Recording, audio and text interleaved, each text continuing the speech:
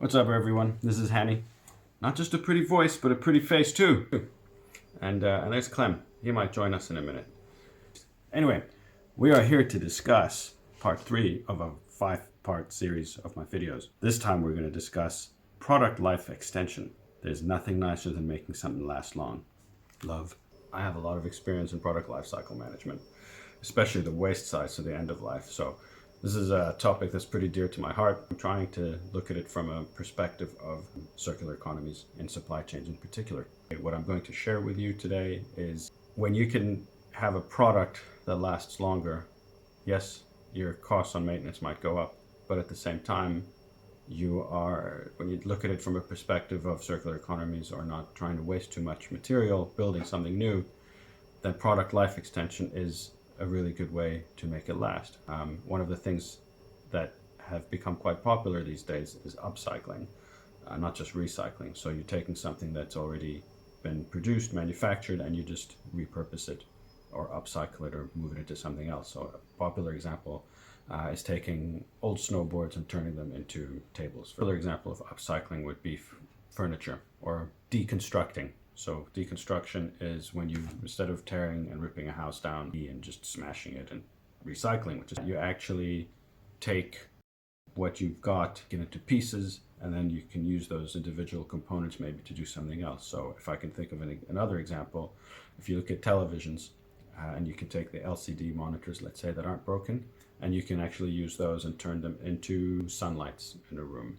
There's a lot of videos, you can check those out. But one of the things we can also really consider when it comes to longevity and making products last longer is nowadays with mobile phones. Something that we all have is like billions of mobile phones manufactured and billions in use at all times. So what happens to those when we destroy them and when they've come to their end of life? Nobody knows. Put them in a landfill, plastic and metal and screens and glass that could have otherwise been used somewhere else or in another product or in another country or in another industry, but you get the point. One thing you can do, and this has been happening more and more with examples like Fairphone, I think they are the first on the scene where they have modular devices where you can actually change out the screen, you can change out the camera, you can change out the battery, and then what you do is you just upgrade to the latest and greatest just to make it last longer.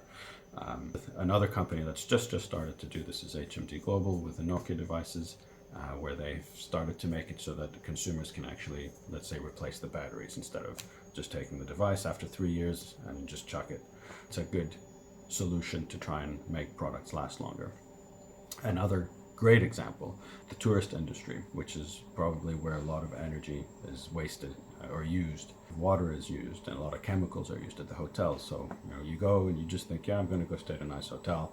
Sheets are clean, hopefully. You've got electricity, hopefully. The air is always clean, hopefully.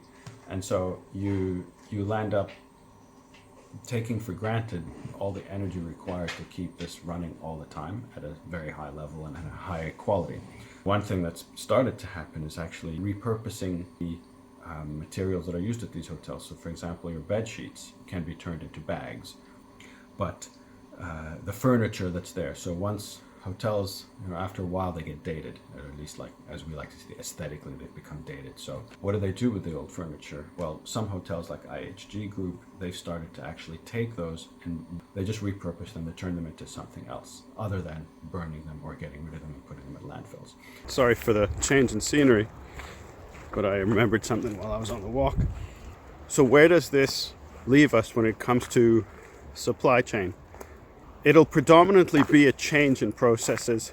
Whatever evolution of supply chain we have, it exists, it's there. All that's going to be is maybe a shift in focus. So say as an example, the ones for HMD and Fairphone, maybe even, actually never mentioned Swappy, which is a company here in Finland that does predominantly Apple refurbishment, iPhone refurbishment. The supply chain isn't going to change. You're still going to need, sorry, my dog's pulling me. You're still going to need truck deliveries, you're going to need warehouses, you're going to need something going from point A to point Z. And so the mining will, quote unquote mining, will become more directly from other recycled phones. So let's say you've just bought yourself a brand new device and you dropped it. All right, we're doing a reveal. His name's Jack. Whoa! Screen is broken. Insurance requires that the consumer gets a completely new phone. And so instead of just throwing away that broken one, you salvage what's in it. So there's your mining operation. So in that sense, you've changed. The supply chain will change from more of a macro model to a micro model. So internal, local. Food delivery, a la mobile parts for your phones. Overall, it could be a bit more expensive because you have to factor in taking apart or deconstructing a product and the labor cost of that, and so on and so forth. And of course, the smaller the item is, maybe a little camera being delivered. A little camera costs maybe, I don't know, 85 cents, and you're paying a courier $25 to deliver it. That's not a good business model. Before we conclude, I've given a lot of examples focusing more on mobile phones, but that's just because most of my time was spent there in that industry. This could be used in any industry. So as I've started to recently learn, the service industry, the tourism industry, the hotels, for example. The other is, of course, fashion. There's a company here in Finland, for example, called Infinited Fiber. They're amazing. They've developed a technology that can take old, used fabric and through some patented process, they make the fiber strong again and be reused to manufacture more clothes again. So anyway, that's it. So that's the conclusion. Hope you enjoyed this, learned something new, and yeah, see you soon.